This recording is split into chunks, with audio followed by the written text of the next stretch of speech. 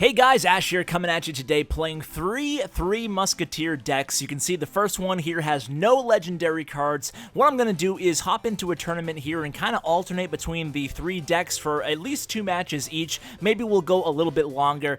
You guys seem to like this sort of episode. You can see the first one was no legendaries, the second one has a minor, and the third one only has the princess for legendary. So we'll start with the one with no legendary cards, but also today in the first couple matches as I play, I'll try to multitask. I'll do the best I can. No promises at excellent gameplay on the first match or two as we go over quite a bit of new information out there in the community today from a few different sources. So let me name my sources first, as I always do before I get into the information. You can see, by the way, in the background, I'll be playing this deck, the first deck here, and this one is really an ideal first deck to really get to know the Three Musketeer card. Maybe if you just got it, you can go ahead and try a deck like this. It's very simple. You're relying on the Elixir Collector to maintain the Elixir advantage and then hopefully surprise your opponent with the Three Musketeers once you see what spells they have in order to ascertain how to best play and defend and time your Musketeer placement. So as I play this deck,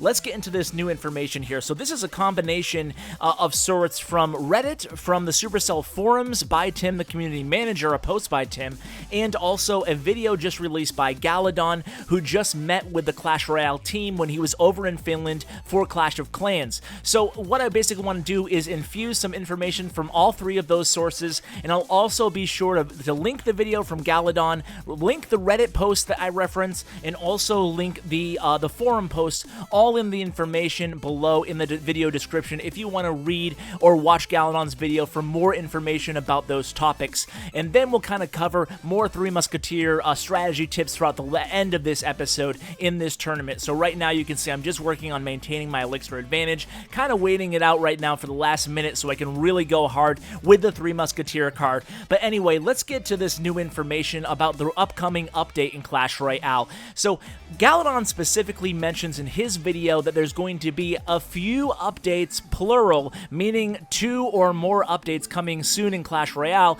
There were no dates, and I don't know of any dates so far on the ETA on these updates. I know Clash of Clans has one coming mid-September, so maybe it will be around the same time with Clash Royale. We'll have to wait and see. So let's start out with the buffs. So Galadon mentioned in his video that 3 cards are very, very likely to see buffs on the next update, and those are the Log, the Baby Dragon, and Archers. So Log, Baby Dragon, and Archers. He speculates further about why these cards are going to receive buffs, but certainly the Log and the Baby Dragon definitely need it. I think Archers are already undervalued, so if they do indeed get a buff, I think they'll present a really big value in the game if that indeed happens. And then he also says a big priority, and Tim alluded to this on the forum post, he didn't actually allude to it, he flat out said it, was totally revamping tournaments. So I don't want to put words in anybody's mouths.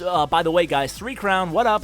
Good start to the episode, right? So I don't want to put words in anybody's mouths, but I think it's very safe to say that if you asked the Clash Royale team if they are happy with tournaments, I think they would say no. So I don't think that they're very happy at all, just like the majority of the entire Clash Royale community with how tournaments played over and how they've kind of evolved inside the game. As time has gone by, they're more and more corrupt with win trading and tie trading in tournaments, and there's actually buying and selling in a black market of tournaments. I think that all will be done away with, but most importantly, just to the average person who doesn't really care too much about that stuff, I think most importantly, the prizes are way off. I think that the amount of time invested into a tournament is nowhere near to equal the prizes of the tournament.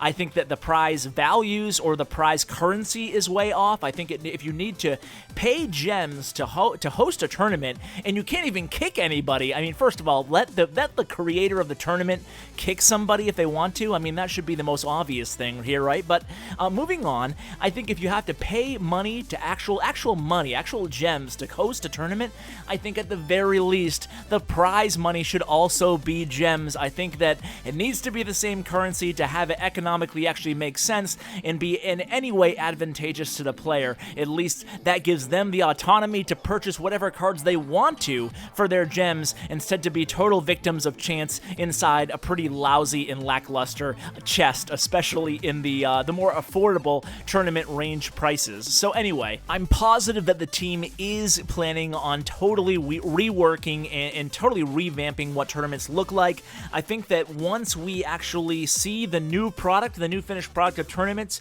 hopefully we won't even recognize them, and they'll be much more entertaining for everybody. Now, this is actually new information here regarding today's update. So today, some of you may or may not have noticed that a Clash Royale team announced that they're making some small adjustment to the trophy system to make it a little bit easier to progress from Arena 4 to Arena 6. So what does that mean exactly? Well, it's really easy to understand. Basically, before today's little mini update or mini change to the trophy system, the trophy range from 0 when you're just starting out the game as a new player all the way to 1,000 cups was basically not a zero-sum game. So if you lose the match, you weren't going to lose as many trophies as the winner stood to gain in that very same match. And that's how it was up to 1,000 trophies, but then when you get to 1,000, you would always lose the same amount of trophies or win the same amount of trophies as your opponent.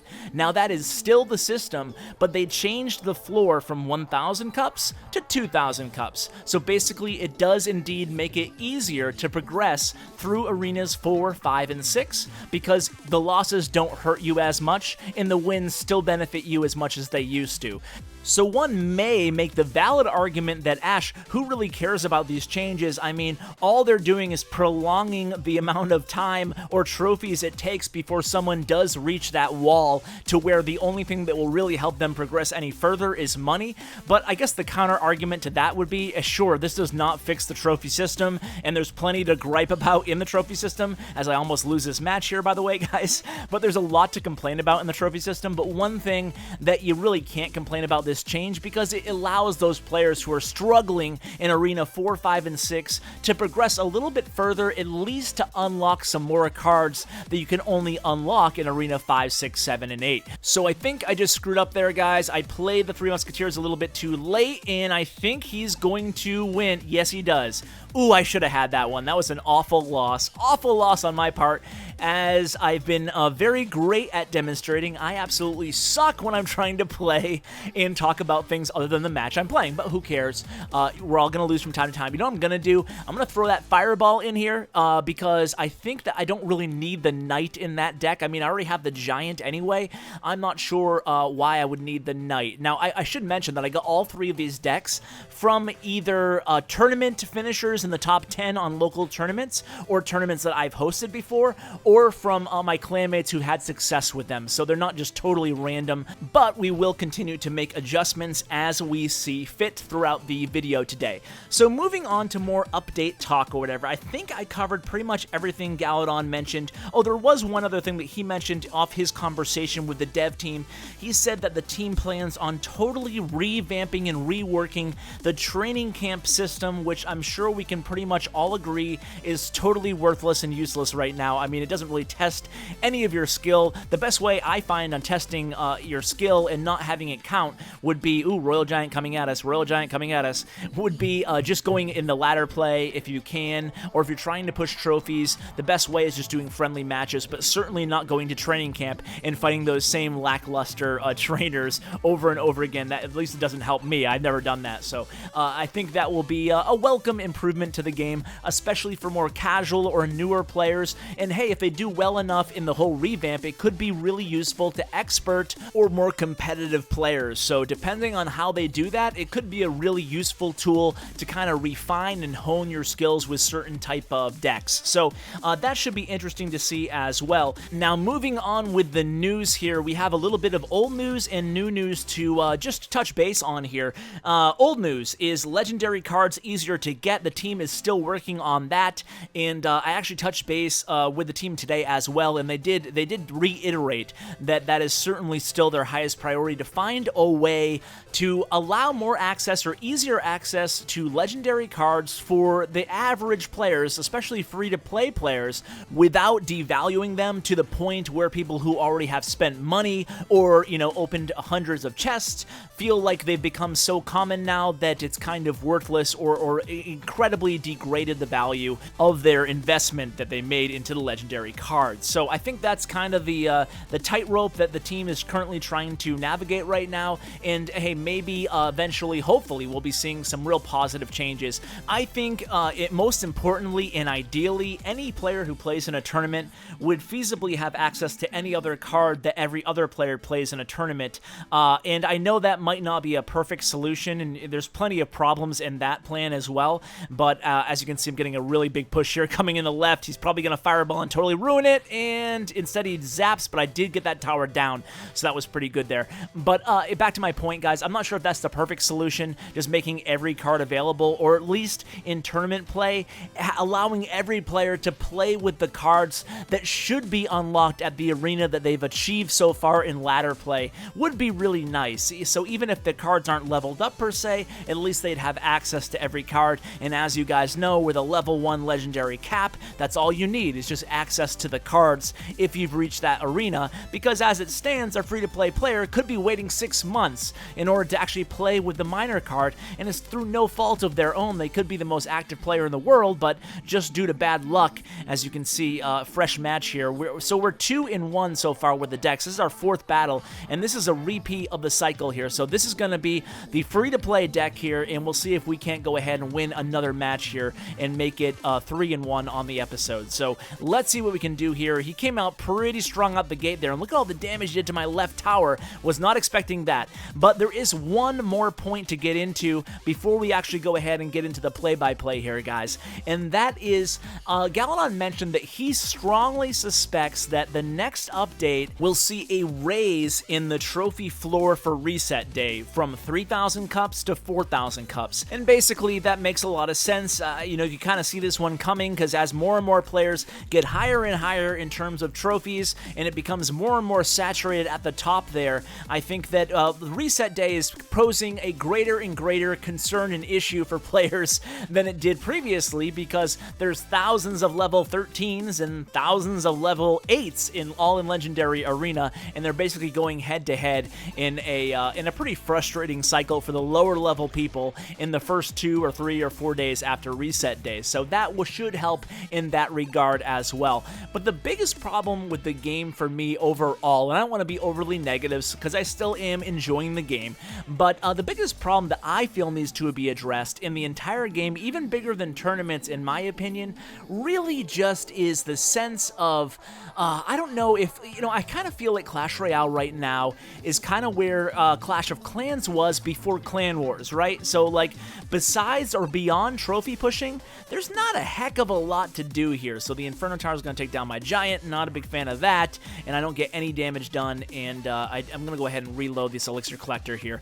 But yeah, getting back to my point, guys, I don't know. I just feel like there's something missing in the game after you kind of reach your personal limit in trophies based on your skill and your card levels. So after you reach that limit, let's just say it's 3,500 trophies, you know, sometimes you can get to 3,600, sometimes only 3,400 after the season's over, but other than that, you're kind of doing the same cycle over and over again, and there doesn't really seem like there's much of an end game in the game right now. I mean, it's not like Clash of Clans where you're just trying to max out something. Maxing out your deck in Clash Royale takes close to like 20 years if you're not spending money, whereas like if, for example, in Clash of Clans, even though it does take years to max out your account, you can kind of see the end road, and you can always try to have goals to set for yourself, but it's hard to set a goal, for example, to get your barbarians to level 13, because you know that's going to take 6 years, and you know nothing you can do will help you get it any faster. It's not like you can have your own strategy besides requesting for certain cards. There's nothing else you have as a player to kind of take things into your own hands and decide how you want to play the game. So I do feel like there's probably going to be a new feature added to the game just based on conversations with the team, not anytime real soon. I think that's probably coming in the next year or so. I think right now what we're going to see is a revamping, a reworking of tournaments, and then they're going to go ahead and probably add new cards, usually the same type of stuff that we've been seeing for a long time in the first, 8 months or so the game's been around, and I think long-term, I would really expect something kind of game-changing in terms of a new feature being added to the game. Maybe it will come in the tournament feature. Maybe it will be some sort of a round-robin type tournament with brackets and stuff like that, or maybe it will be some sort of a clan war feature. By the way, guys, look at this. 7 hit points on my right tower. Excuse me for 1 second here. I'm going to 3 Musketeer and zap and just hope for the best here. All he needs is a zap, and it is down. Whoa! That was pretty epic. I don't think I've ever had less than 10 hit points on a tower for that long there. But wow, good luck.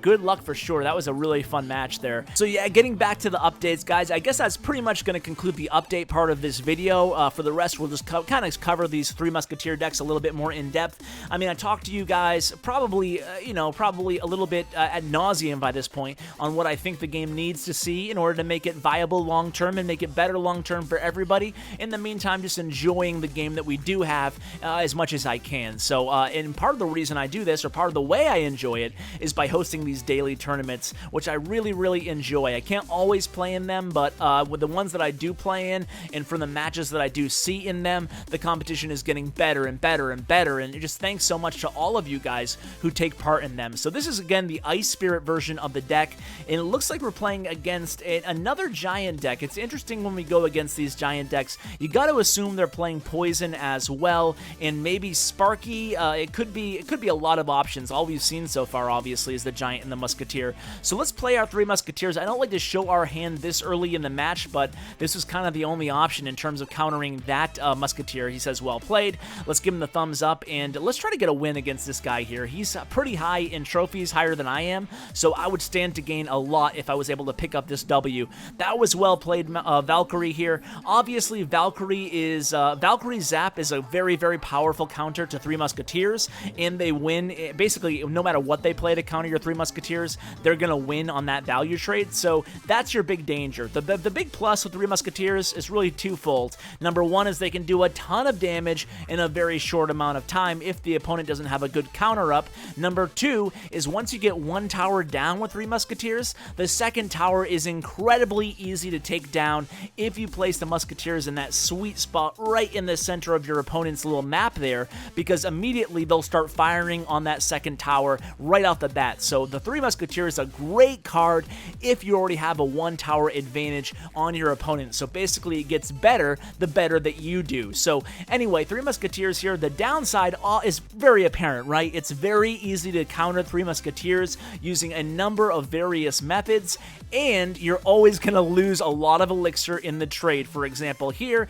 he used a Zap and a Mini P.E.K.K.A, took down all my Musketeers, my 3 Musketeers, and now he's coming at me with a Musketeer, a Mini P.E.K.K.A, and a Giant of his own. It looks like I'm probably going to be able to stop him. Maybe I'm not. It looks like he's getting 2 or 3 hits in with his Giant, so we don't like that at all. You can see why this guy has more cups than me right now, because he's a pretty good player. So again, we're going to try the 3 Musketeer combo here. Hopefully this Giant eats up enough of the attention by the Mini P.E.K.K.A and the Musketeer for me to get at least a few hits, but I'm sensing maybe a Valkyrie. Is the Valkyrie? There it is, the Zap Valkyrie, guys. That is so hard to combat, and I am -3 on that elixir trade, unfortunately. That's the thing about the 3 Musketeers. They can totally win you a ton of matches, and they can also totally lose you a ton of matches. There is no worse feeling than having a 3 Musketeers played on the board and having your opponent fireball them for a 4 to 9 elixir trade. That is not what you're looking for at all with this deck. So I'm going to fireball this mass of troops coming at me. I'm going to have to use a Zap here.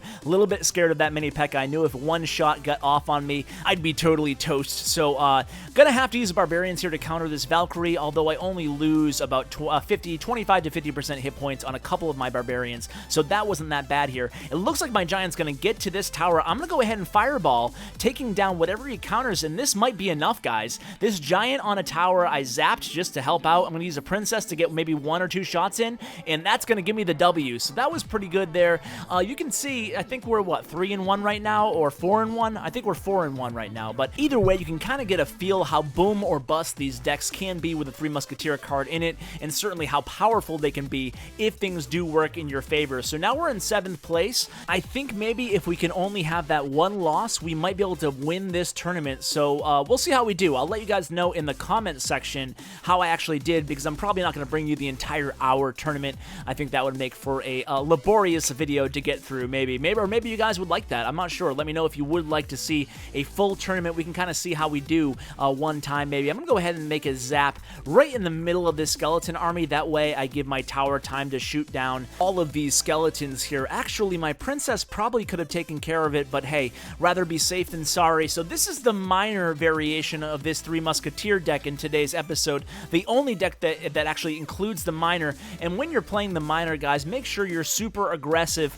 against the enemy's elixir collectors. I mean, that's one of the reasons that this is the only deck that we're playing today with the Three Musketeers that does not have an elixir collector in it, because we can actually keep the score relatively even in terms of elixir advantage using our minor. Every time the opponent plays a 5 elixir cost elixir collector, we'll be ready with a 3 elixir cost minor to hopefully negate that value that they'd be achieving with the elixir collector. So obviously, if we can take down 3/5 of the elixir collector health with the minor, it's still an even trade. So basically, as long as you can get 3 hits on that elixir collector, you're looking pretty good with the minor to elixir collector trade. If your minor can take down an entire elixir collector, then you're looking super good in terms of that value trade there, especially if you can get a hit or 2 off the tower as well. So this is an interesting deck that we're going against here. I kind of dropped the ball on that skeleton army there, but we already had the tower lead, and I wanted to put down the Three Musketeers against this balloon and lava hound combo here,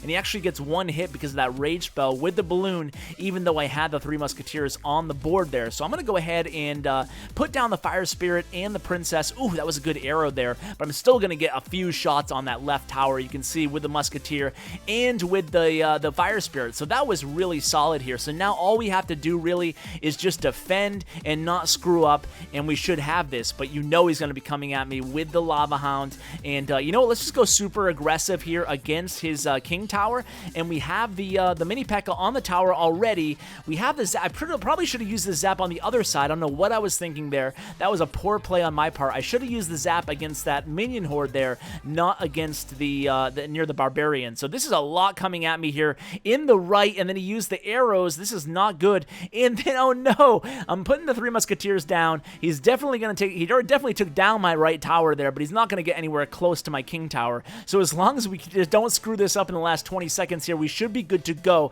Let's go ahead and again go aggressively on the king tower here. We know he wants to get one of those big aggressive pushes going, but it looks like, thankfully, time is going to tick off the clock here as we pull out the victory. But things got a little bit close there towards the end. But thankfully, we were able to pull out the victory. So guys, you know, I'm sure you probably saw on the screen there my battery at 10%. So I am going to cut off this video today. Hope you enjoyed, you know, getting some update news, talking about the game a little bit, and enjoyed the gameplay. Good luck if you try any of these decks, guys. I will say that personally, I'm the biggest fan of the minor variation of these decks from the 3 that we saw today, but they can all certainly be effective. So guys, give them a try. Let me know how you do in the comments below, and thanks so much for watching, and as always, take care, guys.